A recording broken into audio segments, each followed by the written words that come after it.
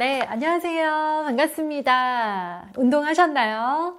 날씨가 고르지 못합니다. 그럼에도 불구하고 실내에서라도 운동 챙겨서 하시는 저희 슬기로운 초등생활 어머님들 되셨으면 좋겠습니다. 오늘은요, 이 즈음 되어서 한번 점검해 보셨으면 좋겠다라고 생각되는 아이들 공부 습관을 하루하루 착실하게 쌓아갈 때 정말 중요한 영향을 미치는 아이를 둘러싼 공부를 하는 환경에 대한 말씀을 드려볼게요.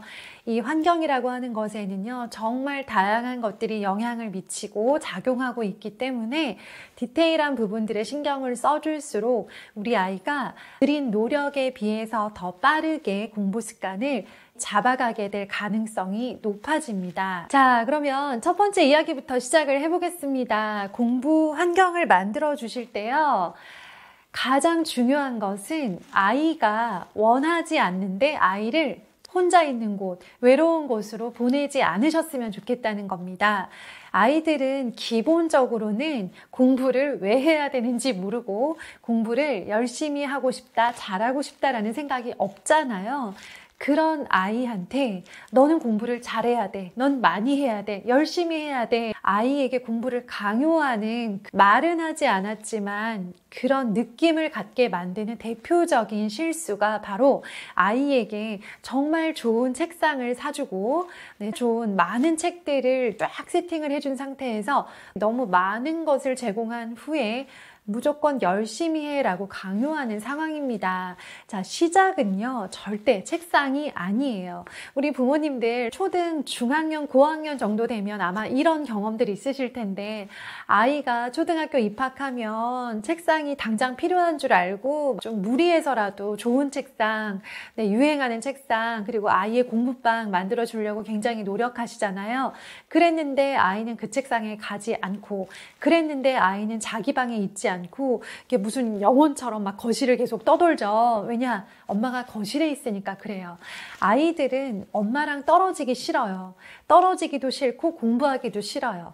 그 방법은 엄마가 있는 공간에서 아이가 뭐라도 조금씩 해볼 수 있게 시작하시는 거예요. 엄마는 주로 거실에 계시죠. 거실을 정리하고 그다음에 집안일을 하시고 식사 준비를 할 때도 거실과 부엌이 연결되어 있는 경우가 많고 그 공간을 왔다 갔다 하면서 많은 시간을 보내시는데, 부모님은 그 공간이 어수선하기 때문에 아이가 방에 들어가도록 유도를 하지만 아이는 항상 마음이 부모님한테 있기 때문에 엄마가 있는 그 공간이 아이가 공부 습관을 만들기에는 최고의 공간입니다. 근데 식탁에서 아이 공부할 때 아시잖아요. 엄청 어수선하죠. 밥 되는 소리에 동생 울고불고 하고 빨래하고 설거지하고 엄청 어수선하고 혼란스러운데요. 그럼에도 불구하고 아이는 그 공간에서 엄마랑 같이 뭐라도 하면서 계속 엄마랑 소통하고 싶어 한다라는 것 기억해 주세요. 자, 동생 얘기가 나왔으니까 짚고 넘어가도록 하겠습니다. 동생은 형아, 언니, 오빠, 누나의 공부 습관을 잡는 데에 빌런, 즉 악당이 아니에요. 얘를 활용하셔야 돼요. 언뜻 눈에 보기에는 방해를 하고 있다라고 느껴지는 게 맞아요.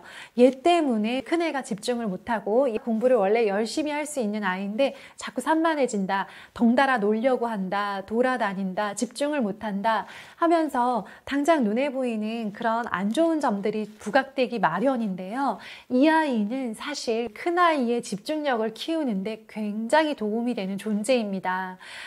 정말 집중력은 어떨 때 길러지냐면 주변이 시끄럽고 소란하고 집중할 수 없는 환경에서도 그럼에도 불구하고 집중할 수 있는 힘을 키우는 게 진짜 집중력이거든요. 운동선수들이 컨디션이 최상이고 날씨도 최고, 온도도 딱 적절한 그런 날씨에서만 세계 신기록을 뽑아내는 게 아니라 날씨도 좀 별로고 몸 상태도 좋지 않고 그럼에도 불구하고 본인의 집중력과 이제까지 준비했던 것들을 발휘해서 최고의 기록을 뽑아낼 수 있는, 그랬을 때 그 사람을 진짜 실력 있다라고 말하는 것처럼 우리 아이들도요, 집중력을 키울 때는 정말 절간처럼 조용한 집, 오직 이 아이의 공부만을 위해서 세팅된 그 환경이 최선은 아닐 수 있다는 거예요. 네, 둘째가 막 노래 부르고 막 던지고 시끄럽게 굴잖아요.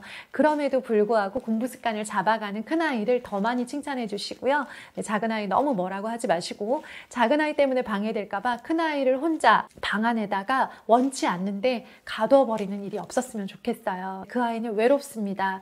엄마는 애를 위해서 방에 넣어준 건데 아이 입장에서는 엄마가 동생이랑만 재미있는 시간을 보내는 것 같고 맛있는 걸 먹는 것 같고 나만 외로운 것 같고 소외당한 것 같은 느낌을 가질 수가 있거든요. 자, 그래서 네, 괜찮습니다. 다 같이 어우러져서 큰아이가 엄마 나는 이제 진짜 방에 들어가서 제 책상에서 저 혼자 하고 싶어요 해서 들고 나올게요.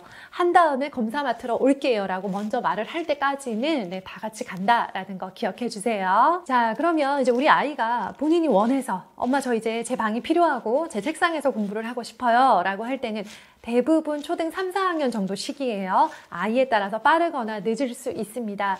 이 시기에 아이의 공부방이 세팅이 되었을 때 이런 점들을 점검을 해주셨으면 좋겠어요. 첫 번째는 책상인데요.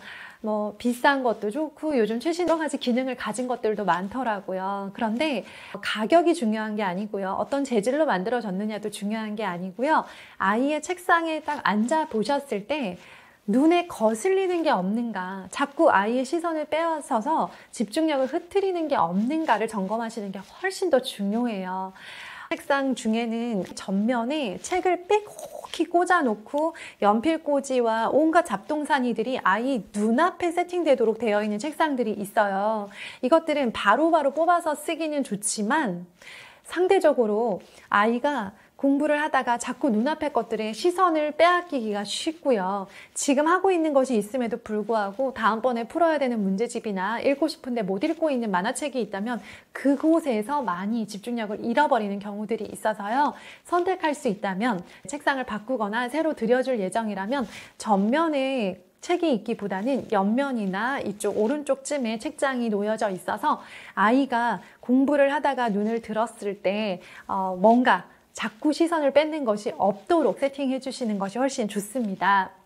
자, 그리고요, 조명도 중요해요. 우리가 책상만 비싼 걸 사준다고 해서 좋은 게 아니고요. 아이가 눈이 피로하지 않을 정도의, 그리고 충분히 밝다라고 느껴지는 정도의 조명이 굉장히 중요한 요소예요. 그래서 저는 책상은 저렴한 걸 사줬지만 조명만큼은 그래도 시력이 나빠지거나 눈이 쉽게 피로해지지 않을 수 있도록 네, 여러 가지 제품들을 사용해보고 그중에서 가장 편안하다라고 느껴지는 것들을 네, 그래도 조명에는 좀 투자를 한 편이었어요.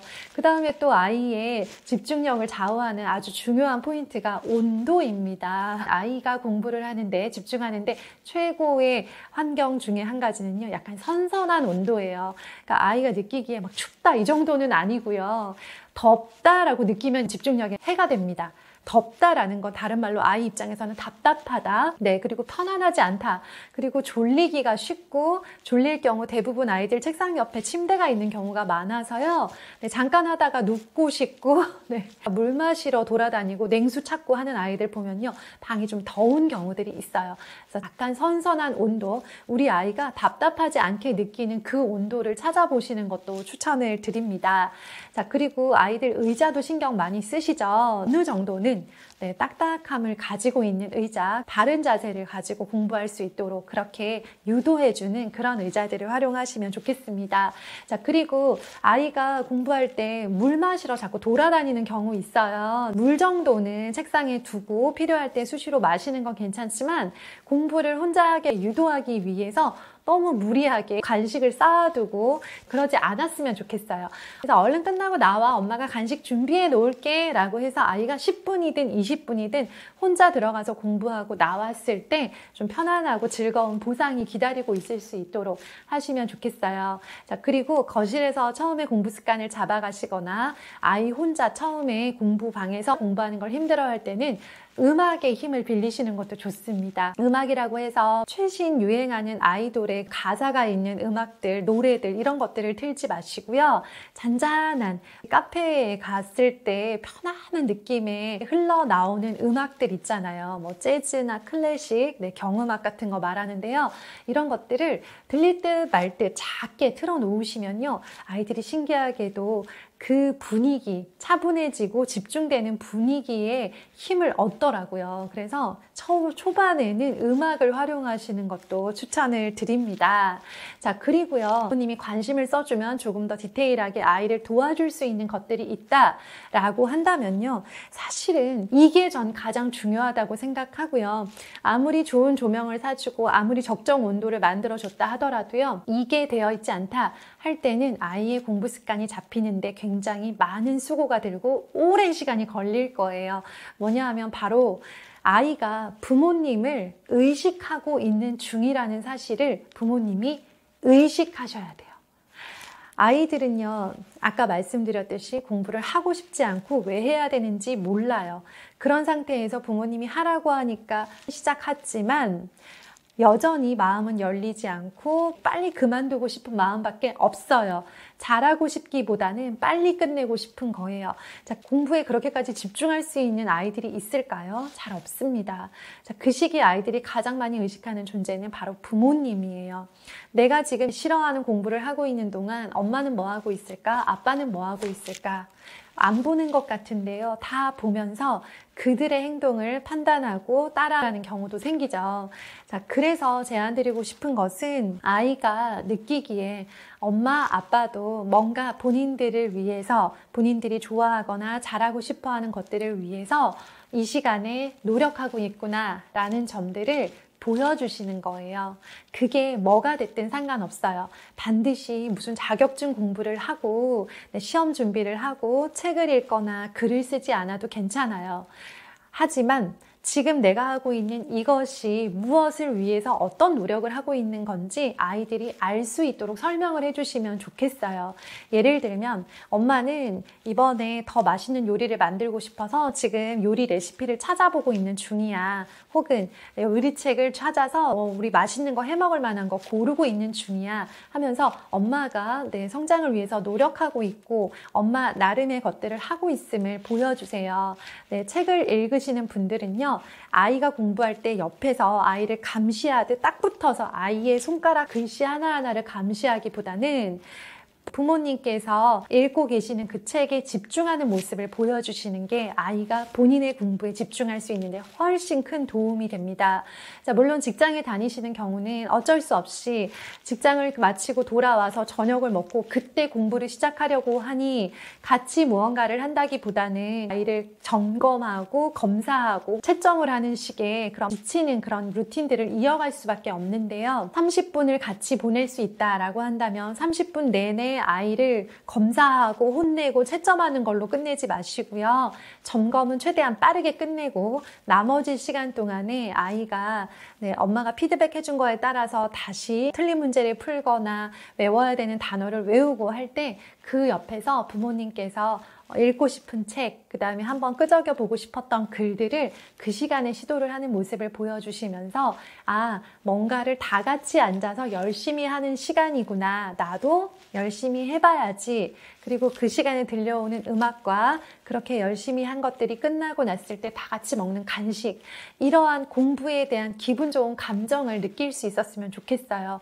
다 같이 모여서 웃으면서 막 엄마는 책 보고 나는 문제집 풀고 동생은 그림 그리고 아빠는 아빠 하고 싶은 거 하시고 하면서 뭔가 다 같이 모여서 즐겁게 좋은 음악을 들으면서 했더니 나는 공부가 그렇게 싫지 않아, 재미있어 라고 하는 공부에 대한 긍정적인 경험, 공부에 대한 긍정적인 정서로 이어질 거라고 생각을 해요.